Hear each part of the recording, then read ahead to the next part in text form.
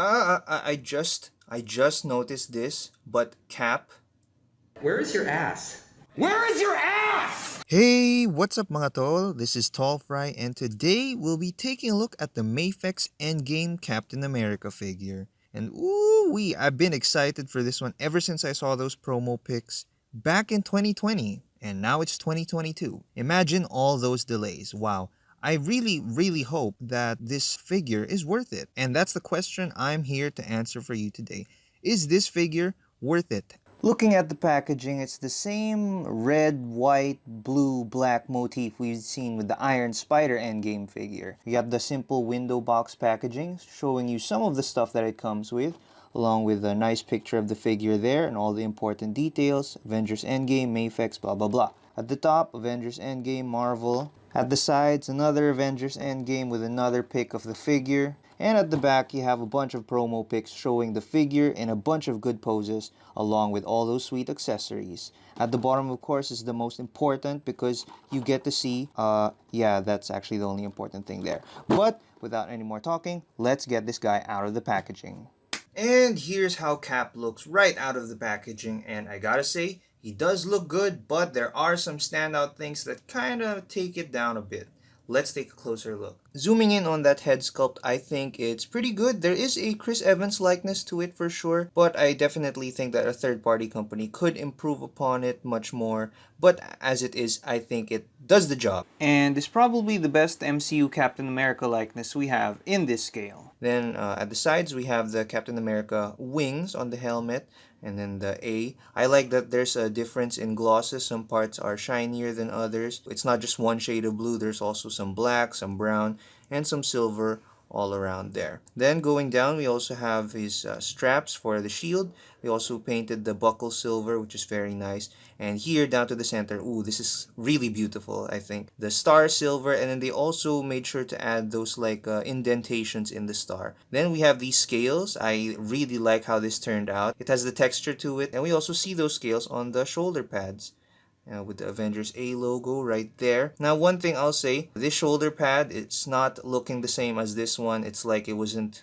glued the same way, and I much prefer that it look here, because here, if it has that giant gap, it makes it even more gappy. Which is one thing that I'll say, the gappiness on this figure is kind of apparent, especially here on the shoulders, and also here at the torso area. So I think that's something that they did to improve the articulation of the figure, which we'll get into later, but I do think it takes down the points of the seamless nature of it. Then moving down to the arms, we also have that sprinkle of red that they add into this costume, and then the brown gloves, the details to it. Then we have the red and white portions of the torso looking pretty clean. There are just some nicks here and there, but nothing too obvious. At the back, this also looks nice, the silver for the straps and then the indentations. More details at the back side. The belt also looks cool, of course. And then for the pants, you have some sculpted in wrinkles and some pockets, pretty seamless. And then the straps around the boots also look very nice. And of course, you have treads at the bottom of the feet. For the figure's articulation, utilizing both head and neck joints, you can look up a good amount, look down a really good amount. Head tilt is of course functional, though a little bit loose honestly on the head-neck connection, but it's alright, it's still in place. And of course the swivel. Shoulders can go all around if you're careful, and can go full T-pose with those shoulder pads not being much of a problem, because you can also shift it up and down as necessary. And there is a butterfly joint there underneath the straps, but I don't think it's utilized to its full potential because these straps do cover it. There is bicep swivel, double jointed elbows, and hinge and swivel for the wrists. Now, I just want to point out that my right bicep swivel is pretty loose. Like you can see, there is a rather big gap compared to here where it looks pretty good. It's also a good tightness. And I think that's a common issue as well that others have mentioned. So yeah, I hope there is a way to tighten that for me and fix that. Otherwise, it still technically is functional. For the torso, there is functional tilt, although it is a bit tight. You can move forward a good amount, yeah, and move back a really good amount. Whenever you articulate the abdominal area, the belt will follow it and join it. Even when you swivel it around just like that, you can hear how tight it is. But I did notice some paint scuffing there already. Hopefully that's hidden most of the time by the belt. And for the legs, there is thigh swivel. Drop down legs can kick forward just like that, a good 90 degrees. Backward, then split Z's, really good. Double jointed knees, but no butt kicking. And I also noticed that his left leg is a little bit loose. I haven't played around with it all that much yet for it to become this loose. That is just a QC issue, I guess. Thankfully, this side is pretty much okay. There is shin swivel, so that's not common. One of my biggest complaints with this figure's articulation actually lies here. As you can see, these are accurate to what we see in the movie, these boot-like thingies that cover, but it supremely hinders articulation in the ankle, specifically the ankle rocker. It just will not go anywhere. This is as stiff as the SHF Strange ankles. And as you can see for this right foot in particular, it likes to pop out very easily, and it makes it really hard to pose, makes it irritating to stand sometimes. And while it's not impossible, it's just that I think we would have been okay with like articulation over accuracy, at least in this aspect. In terms of hinging up and down, it's an okay amount, I'd say, but still not a lot.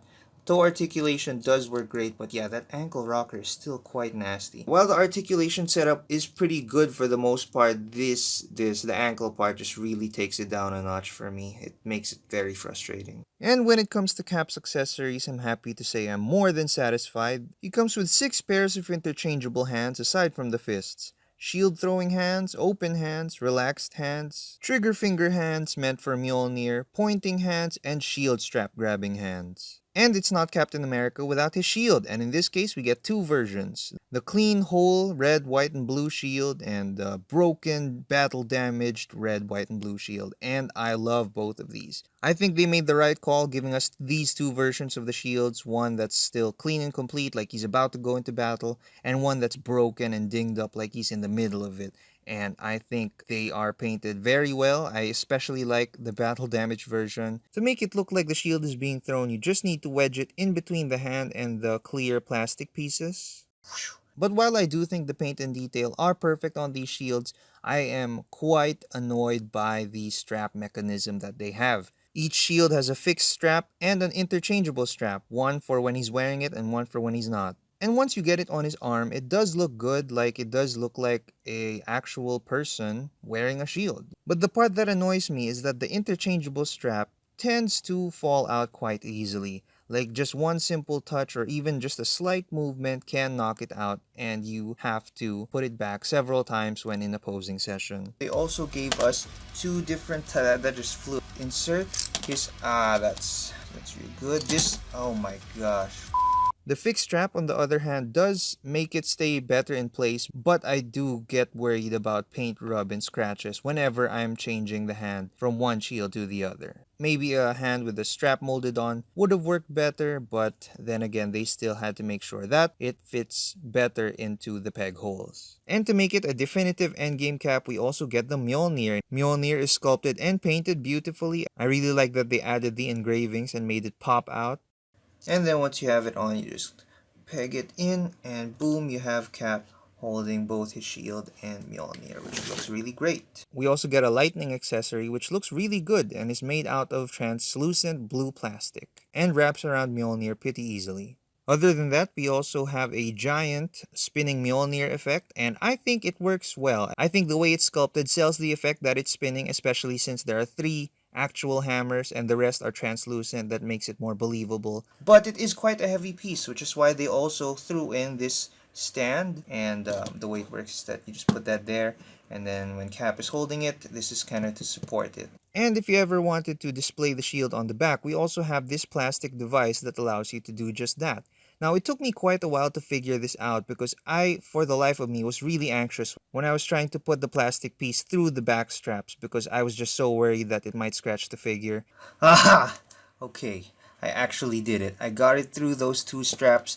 Not an easy process, by the way, Medicom. And even though I got it on in the end, I honestly think it's an overly complicated process. Like, I would have been fine with, if not magnets, a peg and hole system. That would have been way simpler, especially considering that I'm not gonna have him post all that much with the shield on his back. 1 or 2 picks, boom, I'm done. And last but not least, you have two alternate head sculpts. One where he's gritting his teeth, and it still has the Evans likeness, especially on the eyes. I like the baby blues. Yeah, it does look like a decent, angry head. I kind of wish it had more battle damage, but as it is, I think it's fine. It works for shots. The teeth, though, can be a little weird, like the gap. With this unmasked head, we also have Steve Rogers. By the way, there's also an empty Captain America helmet. If you want him posed with this head, he can be holding this helmet. This also does have a really good Chris Evans likeness, and I kind of just wish the hair was more blonde. And taking a look at Cap's height, he seems to stand right above 6.25 inches. And for size comparisons, here he is next to the Marvel Legends movie Deadpool and MCU Black Panther, the Mafex comic Spider-Man and SH Figuarts Battle on Titan Doctor Strange, and the Mafex John Wick 2 along with his doggo. And here it is with the Marvel Legends worthy Captain America. And I gotta say, both of these are decent endgame Cap figures. I don't have the SH Figuarts version, both the initial and the final battle version, so I can't make a proper comparison video for you guys. So I'll just work with what I have right here. Now looking at the two, I'm actually surprised to see that the Mafex version is a little bit taller than the Marvel Legends version. Usually I think it's the other way around. Now, considering the price point, of course you pay more for this Mafex version, so you get more and better accessories in my opinion, and probably superior articulation compared to this guy. But I will give credit where credit is due. This Marvel Legends cap is also quite decent, especially when you look at how seamless it is in terms of the silhouette. Here you can see like it has those gaps in the shoulders and such, but here it looks pretty smooth. Like here from the shoulder area, it goes on quite seamlessly, and even here from the torso area going down to the waist. That is one area where I think this is actually better in terms of this. Of course, with this guy, he has better quality of plastic and it's less shiny compared to this. But I will just say that if you are happy with this guy, then there's no reason at all that you need to get this guy as well, unless you're, a major Cap fan. I think the Chris Evans likeness on the Mafex is better, which is kind of to be expected, but also on this Marvel Legends, there is a sense of realism in terms of how the helmet fits. Because as you can see, there's kind of a gap in between the nose and the mask itself. Whereas on this one, it like really just fits super snug and perfectly. For some people, that might take away the sense of realism, whereas here it's like, oh, he's actually wearing a helmet. And despite the Marvel Legends being the smaller figure, it does have the bigger shield. And I'm now thinking, what if I swap it? And doing that swap right now, I can see that the Mafex shield looks pretty tiny when placed on the Marvel Legends figure. Also, the connection isn't proper since the hands aren't exactly the same. So that's as close as it gets if you want to switch their shields.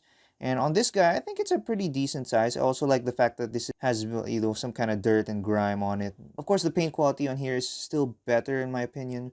But yeah, this can work if you do want to mix and match a little bit. And doing a head swap as well, we can see that the Marvel Legends head doesn't look too bad on the Mafex body, actually. It's not a snug fit, it's not gonna pop on the joint, it's an alright fit. But this is just, yeah, no, that doesn't work right.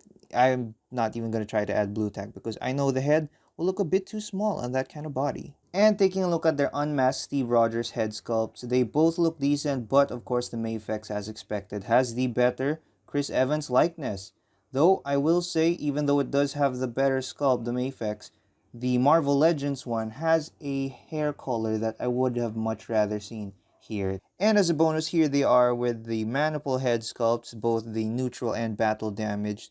And of course, even though this was meant for the SHF, I think it still fits pretty great on the Mafex. If you can squeeze that neck piece into the hole, it works just fine. It looks really good. If not, the head looking a bit too small compared to the body, but I think it's still alright. Whereas on the Marvel Legends, once again, it still looks, yeah. So, like I said earlier, while the Mafex does a lot of things right for sure, as Mafex usually do, the Marvel Legends version is really not that bad, especially when you consider the price. It looks really good and it has a decent amount of details. And for those that can't afford the Mafex version, this Marvel Legends version is still worthy for your shelf as the Endgame Captain America for your collection. Oh, and one thing the Marvel Legends has over the Mafex? See this, you see this? Woo! Woo! So after quite a bit of time posing and playing with this figure, do I think it's worth the 3,900 pesos I spent on it? Yes! Looking at recent Mafex prices, I think 3.9 is a really good price for what you get here. A solid sculpt with good details, plenty of accessories, all for a character who had some of the best scenes in Endgame. With that being said, the figure still has issues though. Unnatural gaps, bad ankle articulation, and a frustrating shield strap system all bring it down from being as awesome as I expected it to be. Nevertheless, this is now the best 1/12th endgame cap figure out there, and hopefully Medicom delivers on the next two members of the big three.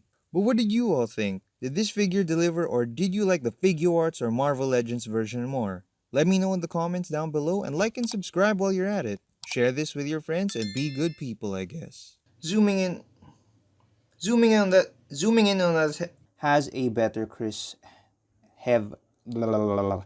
Can your Mafex Captain America do this? Hmm?